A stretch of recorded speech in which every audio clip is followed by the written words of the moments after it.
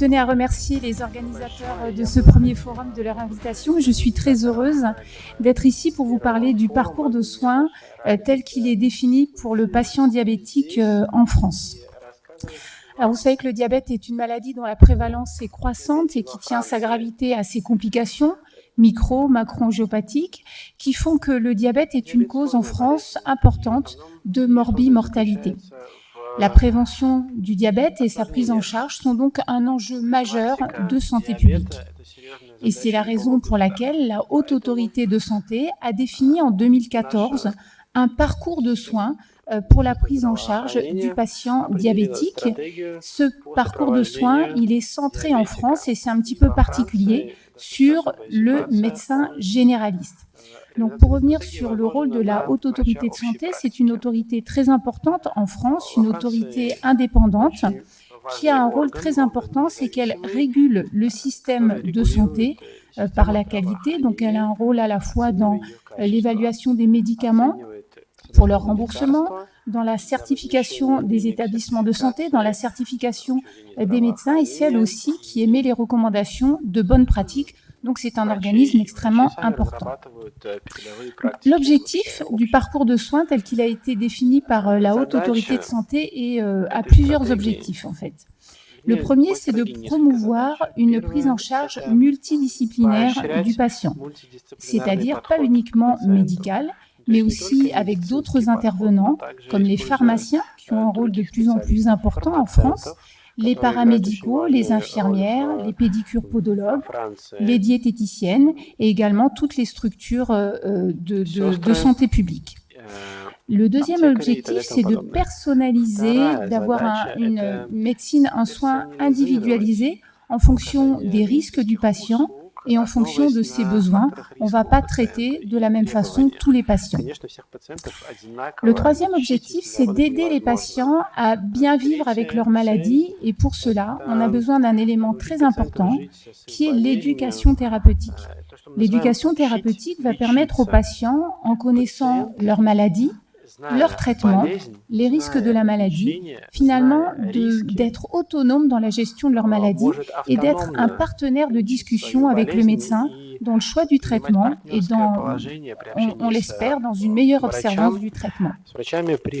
Un autre élément important, et c'est aussi un des objectifs du médecin généraliste, ça va être d'assurer le recours à chaque fois que cela va être nécessaire avec le spécialiste et on verra dans le parcours de soins où se situe le recours au spécialiste. Alors le spécialiste, ce n'est pas forcément le diabétologue, ça peut être le néphrologue, le cardiologue, l'ophtalmologue,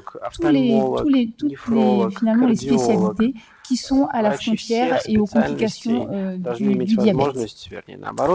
Un autre objectif important, c'est d'intégrer dans ce système de soins la dimension des systèmes sanitaires et sociaux, et ceci principalement pour deux populations particulières, les patients âgés qui sont plus fragiles, plus dépendants, et aussi la population qui est précaire, qui n'a pas forcément de couverture sociale. Vous savez qu'en France, le diabète, c'est une affection de longue durée qui donne droit à la prise en charge totale des soins aux diabétiques.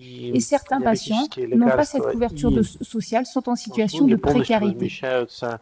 Et enfin, le dernier objectif de ce parcours de soins, c'est de considérer la dimension d'efficience.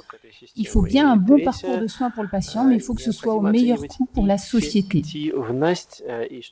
Alors, le médecin généraliste, vous voyez, est le coordinateur essentiel et central de ce parcours de soins et il va agir vraiment à toutes les étapes de la prise en charge du patient. Dans la détection des facteurs de risque, c'est lui qui va repérer les patients qui ont des facteurs de risque pour devenir diabétiques de type 2. C'est lui qui va organiser le diagnostic de la maladie, réaliser le diagnostic qui se fait en France par la mesure de la glycémie à jeun.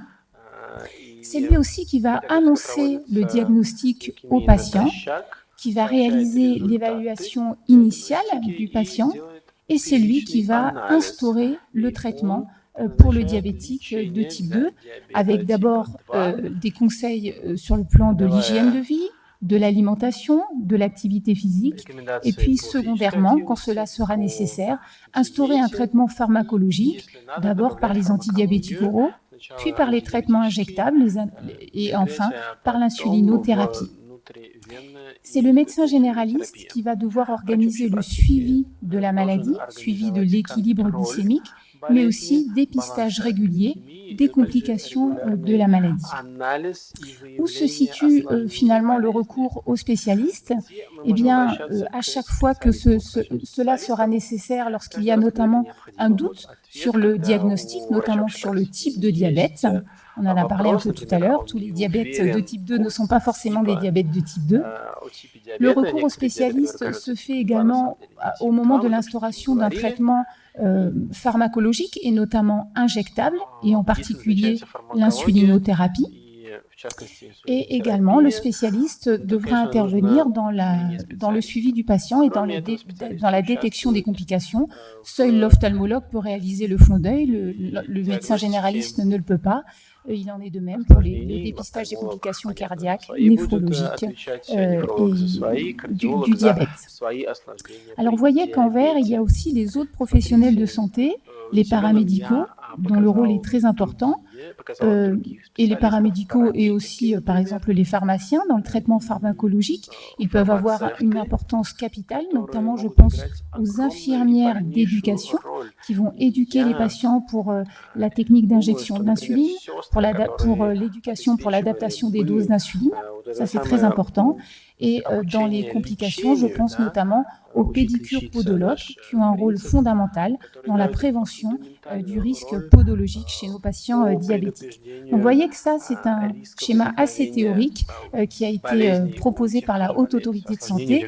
Mais regardons maintenant ce qu'il en est vraiment dans la pratique quotidienne en France. Alors, en France, on compte 3 millions de diabétiques de type 2, 200 000 diabétiques de type 1, 47 000 médecins généralistes. Malheureusement, nous, les diabétologues, nous sommes assez peu nombreux puisque nous ne sommes que 1800. Donc, il va être bien difficile à tous les diabétiques de voir un diabétologue et c'est la raison pour laquelle le médecin généraliste est vraiment au cœur de la prise en charge thérapeutique. Alors, qui suit les patients en France? Eh bien, ça dépend du type de diabète. Vous voyez que pour le diabète de type 2, 82% des patients sont suivis par leur médecin généraliste. Le recours aux spécialistes est très peu important.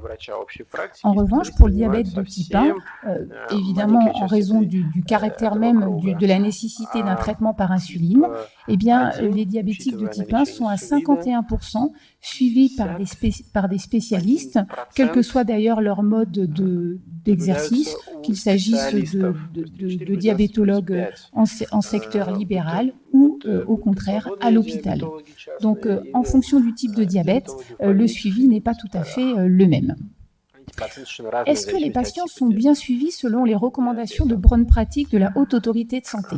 Eh bien, la Haute Autorité de Santé, elle dit qu'il faut que le patient ait 4 visites annuelles chez son médecin, qu'il ait 3 dosages annuels au moins d'hémoglobine glyquée, une évaluation du bilan lipidique, une évaluation rénale qui doit comprendre la mesure de la créatinémie, mais aussi l'évaluation de l'albuminurie, la visite pour la réalisation du fond d'œil, un électrocardiogramme par an et une visite chez le dentiste. Alors ça, ce sont les résultats de l'étude Entraide. L'étude Entraide, c'est un échantillon national représentatif des diabétiques en France et cette étude date de 2007 et vous allez voir l'état des lieux. Alors l'état des lieux montre que 88% des patients vont bien régulièrement voir leur médecin, mais que seuls 44% d'entre eux réalisent les 3 mesures annuelles d'hémoglobine glyquée, ce qui aura forcément des conséquences en termes de prise en charge thérapeutique, notamment pour l'adaptation, l'intensification du traitement quand cela sera nécessaire. Seuls 76% ont une évaluation du bilan lipidique, 83% ont bien une mesure du taux de créatinémie, mais seuls 28%, c'est extrêmement faible, ont une mesure de l'albuminurie. Et vous savez que l'albuminurie, c'est ce qui va permettre de grader, de définir le stade d'atteinte de la fonction rénale. C'est ce qui va permettre d'adapter les traitements, d'introduire peut-être un bloqueur du système rénine-angiotensine, donc c'est extrêmement faible. Seul un patient sur 2 bénéficie d'un fond d'œil annuel, moins de 30% un électrocardiogramme et une visite chez le dentiste. Donc vous voyez qu'on est loin des 100% et des recommandations de bonnes pratiques qui sont émises par la Haute Autorité de Santé. Alors, ça, c'est une étude de 2007. On a une étude précédente qui date de 2001. Et vous voyez qu'en fait, on a quand même fait des progrès entre 2001 et 2007. Il y a plus de patients qui atteignent ces objectifs, mais vous voyez qu'on est bien loin de la ligne des 100%. Donc, on a encore beaucoup de travail. Un élément important, c'est la détection du risque podologique. Et vous savez que ce risque podologique, le professeur Baudusso l'a dit tout à l'heure, les pieds du pied, c'est 8000 amputations par an. C'est la première cause d'amputation non traumatique dans notre pays. Et la prise en charge, elle va débuter par la gradation du pied, comme cela est recommandé par l'Organisation mondiale de la santé. Et vous voyez qu'en fait, je suis désolée, ma flèche a bougé, mais c'est en fait 57% des patients qui n'ont pas de gradation de leurs pieds par le médecin. Et vous voyez que là, finalement, ce sont les diabétologues hospitaliers qui sont les moins bons élèves, puisque seuls 29% d'entre eux gradent le pied de leurs patients. Donc ça, c'est important parce que c'est comme ça qu'on prévient le risque d'ulcération. C'est comme ça qu'on peut proposer aux patients un certain nombre de soins de pédicure qui seront remboursés. Donc le fait que ce ne soit pas fait, c'est un manque évident de chance pour les patients et ça altère forcément le pronostic podologique. On a parlé tout à l'heure de l'importance de l'obésité, du surpoids dans l'apparition du diabète, notamment du diabète de type 2. Et voyez que le recours à la consultation de diététique est assez faible en France, puisqu'il concerne 16% des diabétiques de type 2 qui ne sont pas sous insuline, 42% des diabétiques de type 2 sous insuline et seuls 35% des diabétiques de type 1. La consultation auprès d'une diététicienne n'est pas remboursée en France et c'est peut-être ce qui explique ce faible recours aux diététiciennes. Néanmoins, ces chiffres, évidemment, laissent un peu perplexe sur la qualité de la prise en charge globale, puisque la modification du mode de vie, de l'alimentation, est un paramètre indispensable de la prise en charge thérapeutique efficace du diabétique, qu'il soit de type 2 ou de type 1 d'ailleurs. Qui informe les patients en France? Alors, moi, ces chiffres m'ont beaucoup étonnée. Vous voyez que 83% des patients ne sont informés que par leur médecin. Le recours aux médias est très peu important et c'est surtout ça qui est étonnant, c'est le recours aux associations de patients qui sont pourtant assez puissantes en France. Vous voyez que seuls 2% des patients se servent de ce moyen d'information par rapport aux médecins. Est-ce que l'éducation thérapeutique est bien réalisée? Vous voyez que ça, c'est l'opinion des patients, la vision des patients. Ceux qui ont reçu une éducation thérapeutique sont en vert. Vous voyez que ces chiffres nous laissent perplexes. 28% des patients ont une éducation thérapeutique individuelle, 11% une éducation thérapeutique en groupe et 12% une éducation thérapeutique entre guillemets par téléphone. Et parmi les gens qui ont été entre guillemets éduqués, 33% aimeraient avoir des informations supplémentaires sur les messages thérapeutiques qui ont été apportés. Et ces informations supplémentaires, elles portent principalement sur l'alimentation, ce qui correspond au fait qu'il y a un faible recours aux diététiciennes, aux complications de la maladie, à la façon de bien vivre avec leur diabète. Et je vous demande une attention particulière pour le 4e point, c'est une information sur les droits et sur la prise en charge du diabète. Et ça, c'est vraiment un rôle qui est souvent dévolu aux associations de patients diabétiques, dont on a vu qu'elles étaient finalement assez peu utilisées par les patients. Qui réalise l'éducation thérapeutique et comment? Vous voyez qu'en fonction du type de médecin, l'éducation thérapeutique est différente. Les médecins, les diabétologues hospitaliers ou libéraux réalisent de l'éducation thérapeutique au profit en général de tous leurs patients. Ce n'est pas le cas des généralistes qui choisissent les patients à qui ils vont administrer donner ce message d'éducation thérapeutique. Donc les pratiques sont extrêmement différentes. Les médecins généralistes, eux, déclarent de leur côté que finalement ils font de l'éducation thérapeutique dans presque 90% des cas. Mais ce qui est intéressant, c'est de regarder leur formation. Est-ce qu'ils ont été formés pour faire de l'éducation thérapeutique? Et on voit que dans 34% des cas, simplement, ils ont reçu une formation pour donner cette éducation thérapeutique. Et là où on est encore plus étonné, c'est le temps qui est consacré à l'éducation thérapeutique. Vous voyez que pour 75% des patients, le temps dédié à l'éducation thérapeutique des patients ne dépasse pas 15 minutes. On sait tous que l'éducation thérapeutique prend beaucoup de temps et finalement, on ne sait pas trop quel message on peut délivrer uniquement en 15 minutes. Alors, je vous ai dit tout à l'heure qu'il n'y avait pas beaucoup de recours aux associations et pourtant, c'est très étonnant parce qu'on a en France, nous, la Fédération française des diabétiques, qui est une fédération nationale indépendante, qui a un rôle très important dans l'information des patients, dans la prévention du diabète, dans la défense des droits aussi des patients, notamment dans le travail, dans l'accession au crédit, pour les moyens financiers, notamment des patients, dans la protection et dans le soutien des patients. Et on a aussi en France une association qui est plus spécifique, qui est l'aide aux jeunes diabétiques, qui s'occupe plutôt des enfants diabétiques de type 1, avec beaucoup de manifestations qui sont organisées chez ces enfants diabétiques de type 1. Donc en conclusion, vous voyez qu'il y a un grand écart finalement entre les recommandations de la Haute Autorité de Santé et la pratique quotidienne en France. Il est important de souligner la médecine personnalisée, la médecine individualisée. Ça nous a été recommandé par la Société américaine et européenne de diabétologie. Et c'est quelque chose qui tient à cœur aussi à notre Haute Autorité de Santé. Il est impératif, et je crois qu'on l'a vu dans cet exposé, d'améliorer l'éducation thérapeutique, que ce soit la formation des patients, l'information des médecins également. Et probablement qu'il va falloir réfléchir de façon plus importante sur le rôle du médecin généraliste et la valorisation que l'on accorde aux médecins généralistes. La médecine générale, c'est un métier extrêmement difficile. Les médecins généralistes ne font pas que de la diabétologie, ils s'occupent de toutes les pathologies et forcément, il faut leur donner les moyens d'être performants dans certaines pathologies, et notamment dans tout ce qui est maladies chroniques, et notamment dans le diabète. Donc, ils n'ont peut-être pas assez de temps, ils n'ont peut-être pas assez d'informations, ils ne sont peut-être pas assez formés pour prendre en charge ces maladies chroniques qui ont un poids extrêmement important dans la société. Il faut aussi réorganiser les pratiques interprofessionnelles. Je vous ai dit tout à l'heure que le rôle du pharmacien d'officine est de plus en plus important, mais il y a aussi d'autres métiers. Je vous ai parlé des diététiciennes, des infirmières, des paramédicaux, et enfin, probablement que l'avenir se situe dans l'utilisation de nouveaux outils thérapeutiques. Il y a parfois notamment une difficulté d'accès aux spécialistes, et je pense à la réalisation des fonds d'œil.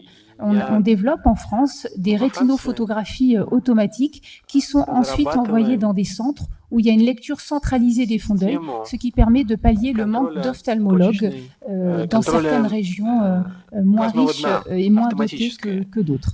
Voilà, je vous remercie beaucoup de votre attention.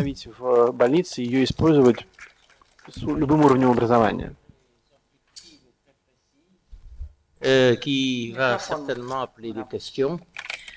Ну что ж, спасибо за такое замечательное выступление. Я думаю, вопросы будут. Merci à vous. J'ai été très surprise quand vous avez dit que les Français ne sont pas les patients très bons. Я хотела бы спросить, чем объясняется неприверженность к лечению французского пациента, помимо причин, связанных с медстраховкой, что не соблюдают назначение? Alors, en France, donc, on a un système de sécurité sociale qui va prendre en charge tous les frais des patients diabétiques. En fait, ce n'est pas un système qui est réservé au diabète. Il y a une liste de 30 affections de longue durée qui donne aux patients le droit d'être pris en charge entièrement. C'est-à-dire qu'ils ne vont pas payer la consultation chez le médecin, ils ne vont pas payer les médicaments, ils ne vont pas payer leur lecteur de glycémie capillaire. Et donc les patients diabétiques ont l'habitude que tout soit pris en charge. Enfin, je dis tout, mais presque tout. Ce qui n'est pas pris en charge, ce sont les soins de pédicurie pour les patients qui ont des pieds de grade 0 et grade 1. Donc ça reste à la charge du patient. La consultation avec la diététicienne non plus n'est pas prise en charge par la sécurité sociale. Mais il y a certains patients qui ont des assurances santé complémentaires qu'on appelle les mutuelles, et certaines mutuelles prennent en charge ces consultations qui ne sont pas prises en charge par l'assurance maladie. Elles font ça parce qu'elles savent que c'est important et que finalement, en termes de réduction des complications, cela est utile et finalement, elles font ça probablement parce qu'elles savent que ça leur coûtera moins cher, il y aura moins de complications de la maladie et donc elles vont y gagner finalement. Voilà. Спасибо, Лиз. Очень интересное сообщение. Мы увидели, что у нас много общих проблем, по крайней мере, которые нужно решать в области лечения диабета. Хотела спросить, выделена ли у вас отдельная специальность диабетолог и эндокринолог? Это две разные специальности? Или это одна специальность у вас? Эндокринолог, диабетолог. Alors en fait, dans nos études, on a le diplôme d'études spécialisées d'endocrinologie et de maladies métaboliques. Donc on est tous diabétologues et endocrinologues. Et les études sont en train de changer un petit peu. On risque d'être tous bientôt, enfin les futurs médecins qui seront formés seront endocrinologues, diabétologues et aussi ils seront en charge du métabolisme et de l'obésité. Voilà. Donc normalement, on a les deux formations, diabéto et endocrino. Диабето и эндокрино – это одна и та же профессия. Теперь спасибо. А еще один вопрос. Используете ли вы в обучении или в лечении больных с сахарным диабетом дистанционные методы консультирования с использованием интернет-технологий? Alors oui, il y a certains systèmes, mais finalement qui ne sont pas forcément dans l'éducation thérapeutique. Ce qui est valorisé, c'est l'éducation thérapeutique qui est validée. Et les méthodes par Internet ne sont pas forcément très validées. Ce qui est validé, c'est l'éducation en groupe avec quelqu'un qui est formé et qui va ensuite évaluer ce qu'il a fait auprès des patients, évaluer si les messages didactiques ont été bien assimilés par le patient. Mais la télémédecine se développe beaucoup, pas seulement pour l'éducation des patients, mais aussi pour, je pense, l'adaptation des doses d'insuline. Pour les patients qui sont traités par insuline, il y a un certain nombre de centres qui réalisent de la télémédecine avec une aide pour la décision thérapeutique sur la dose d'insuline à injecter en fonction des glycémies. Mais ça demande une structure très fournie, puisqu'il faut toujours avoir au bout de l'ordinateur quelqu'un qui soit présent et qui réponde aux patients. La télémédecine, ça implique d'avoir une très grande réactivité, une immédiateté dans la réponse aux patients.